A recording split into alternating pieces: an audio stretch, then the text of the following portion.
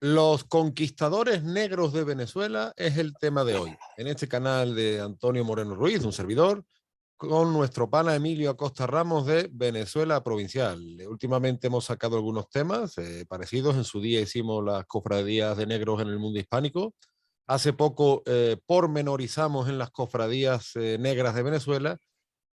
En su día también hablamos de los otros conquistadores, los conquistadores indios, negros y mestizos, y ahora otra vez pues especificamos el caso de los conquistadores negros de Venezuela.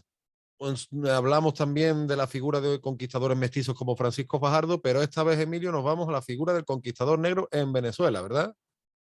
Así es, Antonio. Bueno, antes que nada, muchas gracias una vez más por la invitación a tu canal de YouTube, Antonio Moreno Ruiz. Y sí, hoy vamos a estar hablando de una figura prácticamente desconocida, ¿no? O sea, que es la figura del conquistador negro y en Venezuela fue muy importante. Yo creo que de las regiones hispánicas donde más presencia de conquistador negros hubo, ¿no?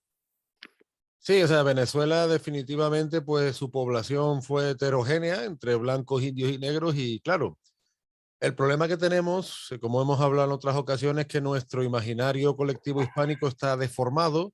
Ahora además hay una moda muy salida de ciertos antropólogos y ciertos pseudohistoriadores diciendo que España tiene que pedir perdón porque España esclavizó a no sé cuántos miles de millones de personas y que incluso España inventó la trata negrera, ¿no? O sea, se está ya esbozando este discurso. El discurso de Black Lives Matter no es Ujú. original, pertenece al mismo refrito y en Estados Unidos toma una forma que eso no quiere decir que nosotros apoyemos la otra contraparte, el supremacismo anglosajón, ¿por qué no? Porque es la misma porquería, con perdón de la expresión, pero aquí en nuestro mundo, y más concretamente en España, pues nos enfrentamos a esto olvidando esa parte tan importante de la historia, de la parte del negro libre, el negro marino, el negro poblador, el negro soldado, de la que, bueno, incluso habló en su día el barón de Humboldt, ¿no? Que tantos datos nos proporciona sobre Venezuela. Totalmente de acuerdo con lo que dice Antonio. De hecho, esta ideología del Black Lives Matter es del mundo anglosajón, no tiene absolutamente nada que ver con el mundo hispano, ¿no? De hecho, en el mundo hispano no tenemos ese racismo como lo pueden tener el mundo anglosajón, ¿no? Y esto viene precisamente de la época de la monarquía hispánica, que lo hemos hablado en otros podcasts, como el de las castas, que más bien la sociedad hispánica se dividió fue en clases sociales, ¿no? Por riqueza y por hidalguía que por raza. Vemos indígenas, nobles, hidalgos de alta clase, que inclusive con muchos más derechos que los propios españoles y también negros que llegaron a subir y escalar socialmente dentro de lo que fue el sistema de la monarquía hispánica. Claro, eso que Sí. dices es muy interesante, porque el sistema de castas, que además es un tema justamente en Venezuela muy manoseado por determinada historiografía, lo que viene a decir es que, claro, que el sistema de la monarquía católica española era poco más o menos como el sistema de castas de la India, con los intocables y demás, y que no había posibilidad ni de movilidad ni de ascenso social, cuando lo que nos dice la documentación y la misma cultura nuestra es que esa sociedad era mucho más compleja, con sus contradicciones, con sus defectos, por supuesto, Uh pero que -huh. era muchísimo más compleja y muchísimo más móvil y dinámica que esa imagen cerrada de un sistema de castas que será hindú, pero que no es hispano. Así es, y lo hemos tratado en diversos podcasts, aquí en tu canal de YouTube y en Venezuela Provincial. También lo he tocado con Eric de México antes de México. Hemos sacado artículos en Venezuela Provincial también desmintiendo, ¿no? Esta supuesta división por razas en el mundo hispánico que no era así. Pero bueno, vamos al tema central del día de hoy, que, ¿no? Que es los conquistadores negros en Venezuela. Y bueno, como tú bien dijiste hace un momento, Antonio, contrario a la imagen que se tiene de los conquistadores como soldados castellanos, la realidad es que fueron un grupo muy diverso, como hemos señalado. Habían indios, negros e indígenas, ¿no? Y españoles. Además, los indios aliados de los españoles en este proceso de conquista habían esclavos de raza negra, tanto hay que decir esclavos como libertos, habían las dos cosas, las dos condiciones, ¿no? Quizás los casos más conocidos sean el de los conquistadores negros Juan Garrido en México y Juan Valiente en Chile. Son los casos más icónicos que lo hemos señalado en el podcast pasado que tocamos, y los de Venezuela se desconocen totalmente, ¿no? Y también estuvieron presentes y fueron importantes, destacando sobre todo Antonio por su fortaleza y valentía. El primer caso documentado en Venezuela es por el cronista Pedro de Cieza de León, que registró la presencia de varios negros en la empresa exploratoria de Diego de Ordaz por el río Orinoco, ¿no? En el año de 1531. También se habla del tirano Aguirre, ¿no? O sea, en su expedición se sabe que llevaba varios negros en diversas de sus rebeldes expediciones, ¿no? Por llamarlo de alguna manera, porque las últimas... El caso de López de Aguirre, el loco, el tirano, desde luego es probablemente de los primeros casos de realismo mágico, ¿no? Que se da. Sí, que se levanta en contra del rey, ¿no? Inclusive hasta Simón Bolívar se inspiraría en un documento siglos más tarde, se inspiraría en la figura de López de Aguirre. Que no era una buena figura para inspirarse, definitivamente, ¿eh? Así salió la cosa. Sí, así es.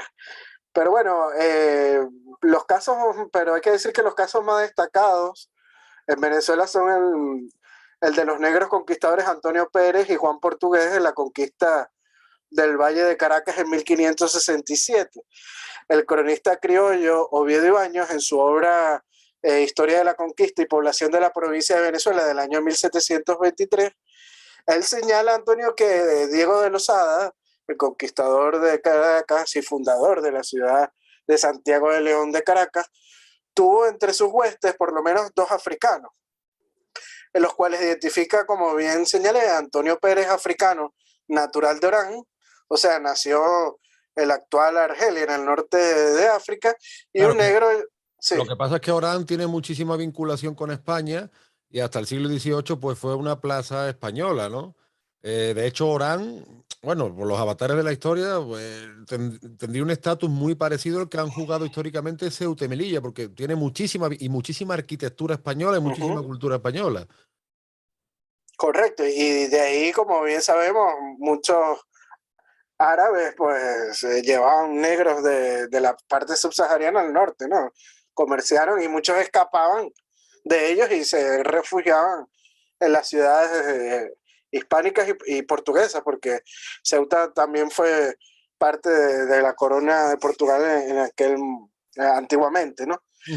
El otro negro que cité anteriormente, un negro llamado Juan Portugués, que quizás como el caso de Juan Garrido se convirtió al cristianismo en Lisboa o nació en Portugal también, y por eso su apellido es portugués, ¿no?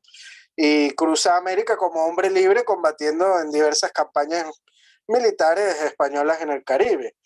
Oviedo Ibáñez cita que Antonio Pérez es jinete, soldado de caballería, y lo describe de la siguiente forma, cito a Oviedo Ibáñez: un viejo soldado de las guerras africanas que había estado con el emperador en la toma de Túnez, era en 1568 uno de los capitanes más valiosos de Lozada. O sea, este negro ya estaba sirviendo desde tiempos anteriores en las conquistas del norte de África, ¿no? En las campañas que llevó a cabo Carlos I de España y V de Alemania. Otro caso, Antonio, importante son los conquistadores negros en el siglo XVII en la zona de Nirgua, ¿no? En el actual estado de Yaracuy. Nirgua fue especialmente conflictiva en la época de la conquista porque habitaban los indios yirajaras y ocurrió el levantamiento del negro Miguel, conocido como el Rey Miguel, ¿sabes? Y esto llevó al gobernador de Venezuela en aquel momento, Alonso Arias, a fundar una villa con mulatos y negros libres que pacificaran la zona de Nirgua. Esa figura que tú has dicho del Rey Negro es muy interesante porque esa figura llegó a ver en Sevilla. Sevilla, como hemos mencionado otras veces, una calle que era, bueno, hubo no, y la hay, la calle Conde Negro, porque la figura del Conde Negro existía en Sevilla, era una especie de sheriff de los negros de la ciudad, un alguacil, un policía, que tenía que rendir cuentas a las autoridades de su comunidad y se hacían fiestas donde en Sevilla Y esas fiestas pasan después al Caribe y del Caribe pasa a Venezuela, en fin, y en Venezuela además está muy documentado la fiesta de los Reyes Negros y también en Brasil. Y la idea del Rey Negro, que muchos incluso rivalizaban por sus distintos orígenes, que si los congos, los carabalíes, los angolas, los mandingas, etcétera, etcétera. Y es curioso que eso, por ejemplo, pase casi idéntico, en un proceso casi idéntico, al igual que las cofradías de negros o al igual que los conquistadores negros, como tú bien dices, desde el extremo occidental atlántico. O sea, es algo que se da en Sevilla, se da en Lisboa quizá no tanto, pero en Río sí sabemos, está perfectamente documentado en Río de Janeiro, como está documentado en Venezuela, en Cuba, en Dominicana. O sea, toda esa cultura y esas fiestas de los Reyes Negros, además fiestas muy pomposas, donde los atributos reales eran muy ricos en ornamentos y demás, pues pasan además con estos conquistadores de origen africano. Sí, exacto. Aunque el rey Miguel de la zona de Nirgua no terminó muy bien porque se rebeló, ¿no? En contra de las autoridades hispánicas, ¿no? Y por eso es que el gobernador, como bien dije, Arias, pues va a la figura de los negros para poder, porque es que Nirgua era una zona muy conflictiva. Estaban los indios Yirejaras, que son de la etnia caribe, caníbales, o sea, atacando, y estaban estos levantamientos del rey Miguel, que autoproclamado rey, ¿no? Y entonces se tuvo que justamente, pues, llevar a estas huestes de conquistadores negros. Es Y que la la fundación, revuelta del sí, negro Miguel Emilio es parecida a la de Zumbidos Palmares en Brasil. Claro, no es la figura folclórica del rey negro que podía haber en Sevilla o en otra zona. Ya son revueltas violentas que forman una especie de corte paralela. Y lo gracioso, por llamarlo de alguna manera, es que Zumbidos Palmares, Ganga Zumbi, Zumbí, como lo queramos llamar, tenía esclavos. Esos son datos que se suelen obviar. Yo no no, sé. y el rey Miguel azotó a las poblaciones vecinas robando y violando y también robando haciendas y los alimentos de estas. O sea, que por eso es que fue que se le castigó, no porque fueran de raza negra, sino porque habían entrado en hechos delincuenciales, ¿no? Ujú. Sí, sí, sí, claro, no, definitivamente. Eso pasó en la América española, pasó en la América portuguesa. Hombre, también es verdad que, como tú bien dices, se daba en las zonas especialmente conflictivas. En la América española se tuvo en muchos casos habilidad en los malambos y en los palenques, porque mucha de esta gente rebelde luego fue reintegrada. Eso pasa, por ejemplo, con los caciques zambos y mulatos de Esmeraldas en el actual Ecuador. De hecho, muchos se convierten en soldados de frontera que defienden la frontera frente a los piratas británicos. Pero también es verdad pues, que muchos pues, sufrieron malos tratos, se echaron, por así decirlo, a la vida extrema y formaron una corte paralela. Bueno, ya te digo, el Zumbi Palmares, que es un icono en Brasil, sabemos que tenía una corte con Y esclavos el rey además. Miguel también. También, y, o sea, y ellos mismos pues tenían sus sirvientes, o sea que al final muchas veces reproducían los esquemas que criticaban. Pero claro, volvemos a lo mismo, Emilio, entramos dentro, o sea, todo esto nos está hablando no de una sociedad estática, sino todo lo contrario, una sociedad súper dinámica, súper compleja, con sus contradicciones, con etcétera, etcétera, donde entra además la figura que tú bien estás pergeñando gracias al cronista Oviedo Baños o gracias a Ciesa de León, que tú sabes que Ciesa de León también es un cronista muy considerado en el Perú. El conquistador negro. En la conquista del Perú, por ejemplo, tenemos al mulato sevillano Miguel Ruiz.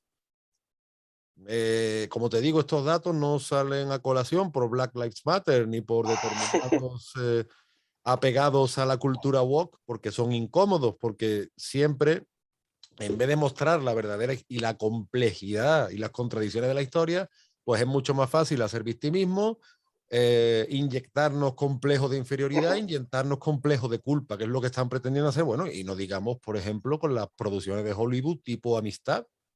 O sea, si uno ve la película Amistad, uno acaba convencido de que la culpa de la esclavitud la tiene España, ¿no? Y de los malos tratos a los africanos y etcétera, etcétera. O sea que, entonces, claro que Hollywood, Estados Unidos, haga este tipo de superproducciones, pues es para reírse por no llorar, porque, oye, si queréis hacer películas sobre los malos tratos a los africanos, entre Estados Unidos, Inglaterra, Francia, Holanda, etcétera, yo creo que tienen material de sobra, ¿no, Emilio? Sí, por supuesto. De hecho, fueron las principales potencias del comercio negrero, ¿no? España por el Tratado de Tordesillas no podía sacar negros ni comerciar con negros, más bien en una actividad más que todo inglesa y portuguesa, ¿no? Pero bueno, retomando el tema central, los negros de Nirgua, pues le llevó años conquistar esta zona, ¿no? La fundación definitiva se hace en el año de 1628 y quienes tuvieron un éxito en la pacificación de los indios Yirajara y el control que mantenían los mulatos y pardos del cabildo, o sea, tuvieron un cabildo propio y el gobierno, o sea, se aprecia claramente la figura del mulato Juan Martín de Oñate, quien era regidor de la Santa Hermandad del primer cabildo de Nirgua en 1628. Todo este poder lo recibieron por el mérito a sus servicios militares de conquista. Así que vemos que son retribuidos por la monarquía hispánica. En 1704, Felipe V atendió las quejas de los pardos y mulatos que poblaron Nirgua con respecto a la intromisión de los criollos y bueno, y también peninsulares en menos medida en sus asuntos internos.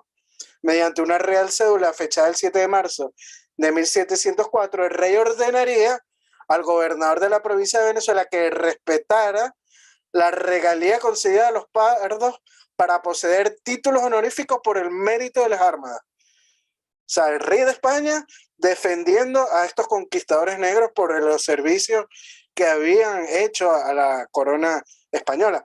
Felipe V escribió lo siguiente, cito, Estamos hablando, perdón, sí, una acotación del primer Borbón. Por eso que se dice el primer siempre Borbón. de los malvados Borbones, centralistas, etcétera, etcétera. Correcto. Y voy a citar a la Real Cédula de Felipe V.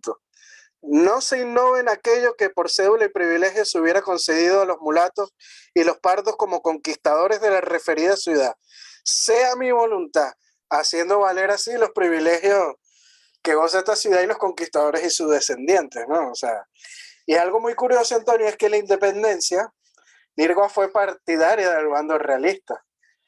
Inclusive Juan Germán Rocio, el famoso Juan Germán Rocio, que es un héroe independentista, llegó a criticar esta postura. Según el historiador Manuel Hernández González, el historiador canario, en investigaciones en archivos parroquiales, Simón Bolívar al llegar a este pueblo con sus tropas pasaron a reprimir y fusilar a los mulatos al ser estos monárquicos. O sea, de hecho, hubo una sí. revuelta en esta época, una revuelta de Uh-huh. los negros de la Nueva Granada, entre otros motivos porque Bolívar y sus lugartenientes obligaban a los negros a combatir, los llevaban encadenados a su ejército y Uh-huh. amenazaban con servidumbre para sus familias si no se adherían al bando independentista. Esto es, bueno, la historia no contada, esto lo recordaba el historiador colombiano Luis Corcio Tálora, lo recuerda también otro historiador colombiano como Pablo Victoria.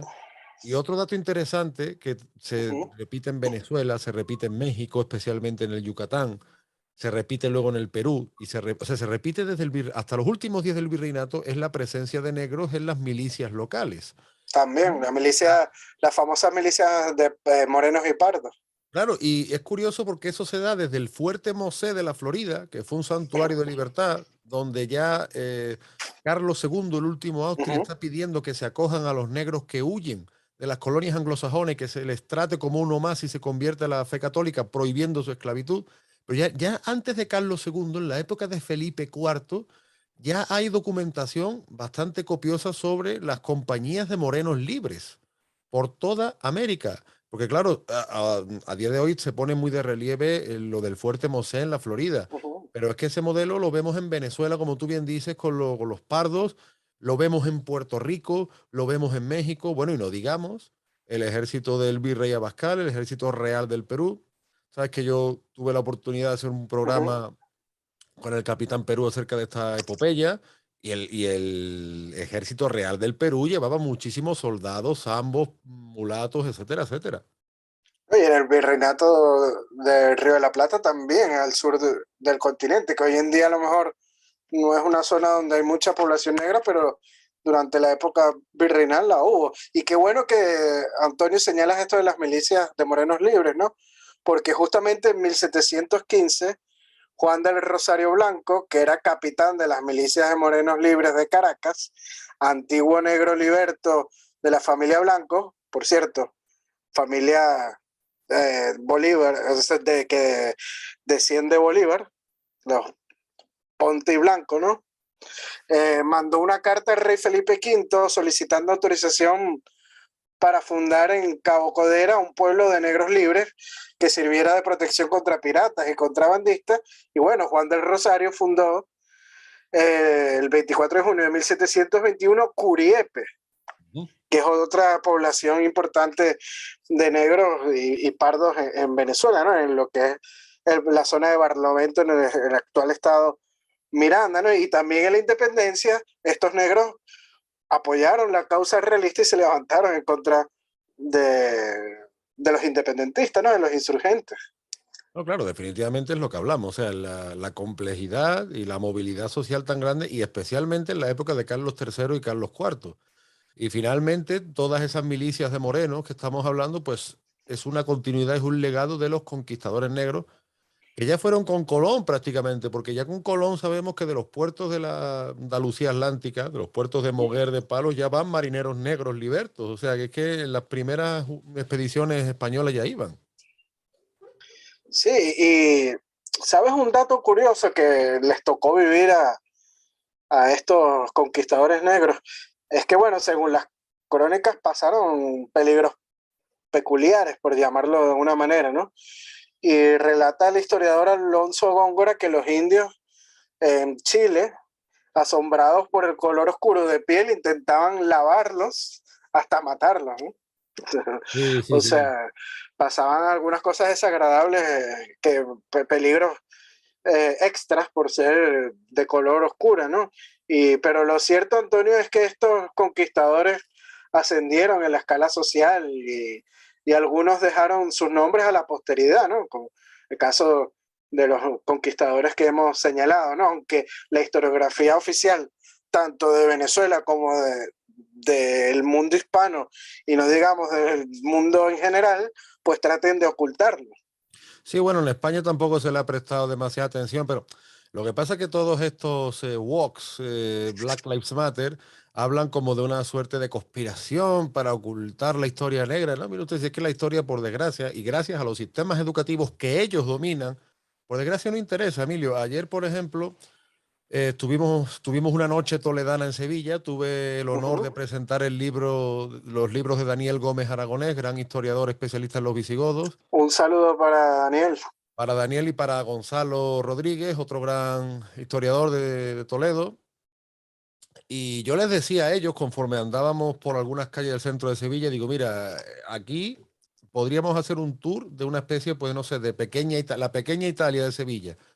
Pero no interesa, y no es que exista una conspiración para ocultar la historia de los italianos en Sevilla, es que por desgracia no interesa, y que por desgracia ni a nivel mediático ni a nivel ministerial educativo se está incentivando el estudio de la historia. O sea, algunos dicen, no, es que claro, la dominación blanca, la conspiración para ocultar la historia de los africanos, y ya se mete la gente de la farándula, ¿no? Y se hacen películas y series para decir lo malo que éramos los españoles y que tenemos que estar arrodillados y pagando y llorando y qué sé yo. Pues no, mire usted que, por desgracia, la historia no interesa, pero para eso estamos tú y yo, para intentar, en la medida de nuestras posibilidades, ¿no, Emilio? No, y que la gente pues se anime a investigar todos estos datos que estamos diciendo, ¿no? Para que no sean precisamente eso, engañados por la historiografía oficial que ha contaminado la psiquis de toda la población hispana actual, ¿no?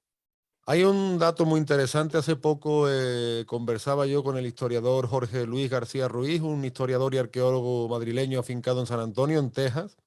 Ujú. Y hablando de la complejidad social que también se ve en las misiones y los presidios norteamericanos, él me decía que él decía que había encontrado un documento donde se habla de una negra que en teoría es esclava, pero es madrina. Entonces, nos da una idea de precisamente el protagonismo, la complejidad, la movilidad, porque claro, a lo mejor a día de hoy la figura del padrino de la madrina no le damos mucha importancia, pero hace siglos en la América española sí que tenía mucha importancia, bueno, en la América española y en la España europea, ¿no?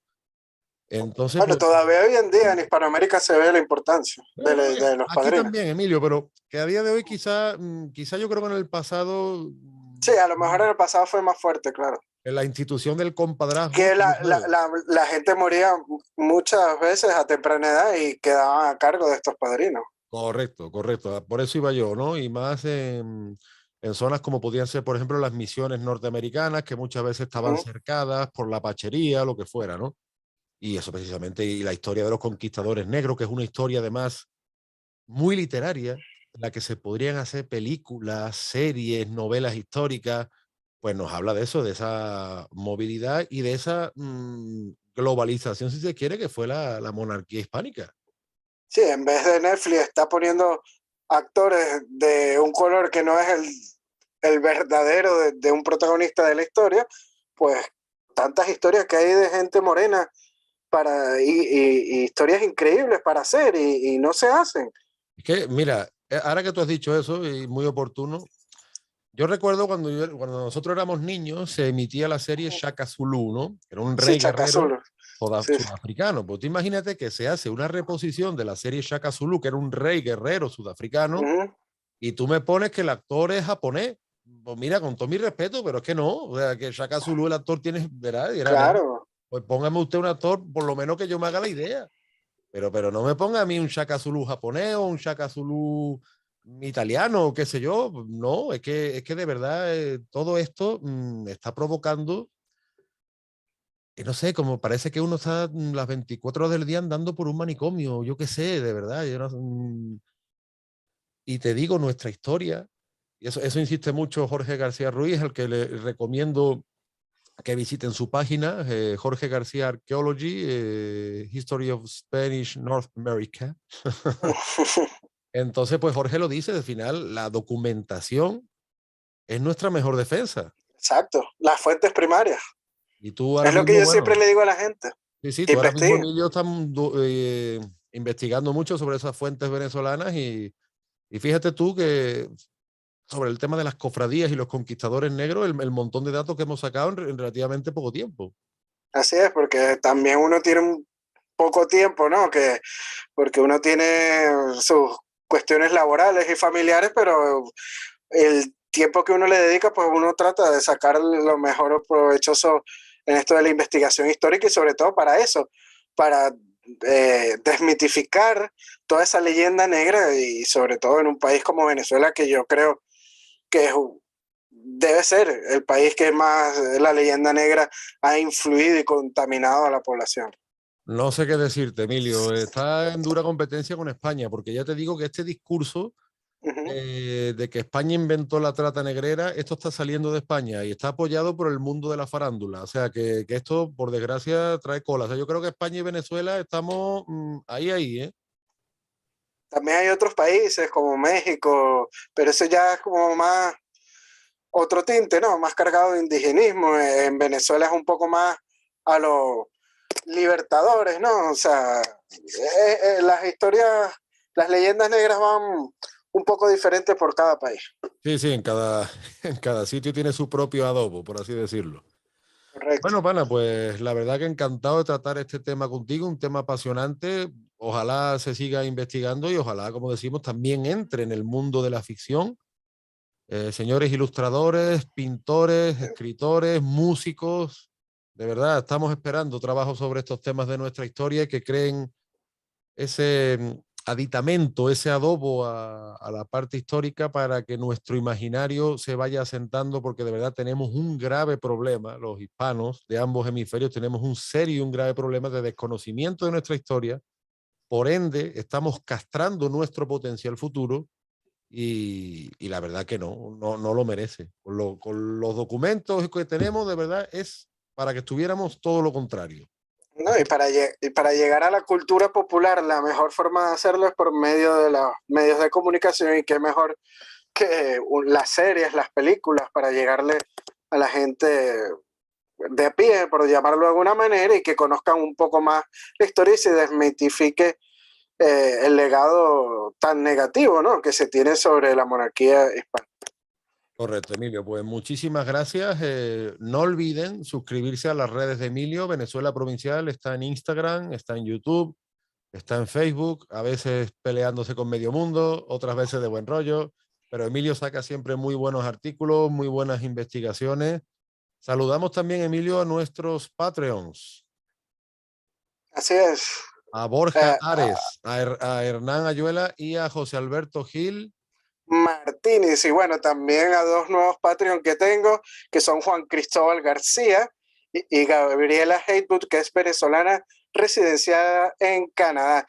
Les doy la bienvenida a nuestro Patreon, a los nuevos mecenas, y bueno, y a los que quieran serlo, los invitamos al Patreon de Antonio Moreno Ruiz y Venezuela Provincial, con la colaboración que ustedes puedan voluntariamente, así sea €1, ya nos ayudan mucho en esto de la investigación histórica. Y también invitar a los seguidores de Venezuela Provincial a suscribirse al canal de YouTube de Antonio Moreno Ruiz y seguirlo en sus redes sociales. En Facebook está como Antonio Moreno Ruiz Escritor y en Twitter está como Un Andaluz Indiano.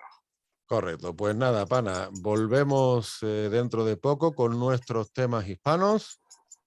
Un saludo hasta la Villa y Corte y pronto seguimos. Un saludo hasta Sevilla, Antonio. Hasta la próxima. Hasta la próxima, chao, chao. Adiós.